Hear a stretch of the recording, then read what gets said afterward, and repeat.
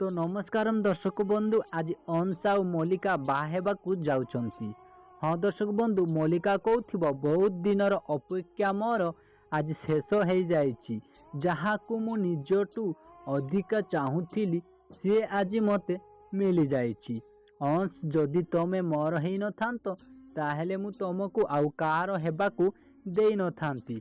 जेतेबेले अंश मल्लिकार मतारे सिंदूर दउथिबो ठीक एतिकी बेले आद्या आउ अनी आसी पहुँचे। आउ आद्या कहब रुह ए बाहागर हो पारिबनी कारण अंश पट्टनायक प्रथम स्त्री एबे भी बंची आउ सीए होउची मु।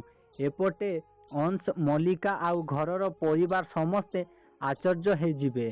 पुणी आद्या कहब आज ए बाहागर से छुआ पाई अटकाउची जी मार ममता पाई पागलंक परी छटफट होउची। सेई माँ को से निबिड़ भावे भिड़ी धरिबाकू चाहूची जो माँ ताकू पवित्र प्रेम देई पारिबो जा ए मल्लिका अनी को केबे भी देई पारिबोनी केबे नुह। तो दर्शक बंधु या सतना काहार भावना तो आज बोली किसी जबरदस्त सीन देखा पाइबे।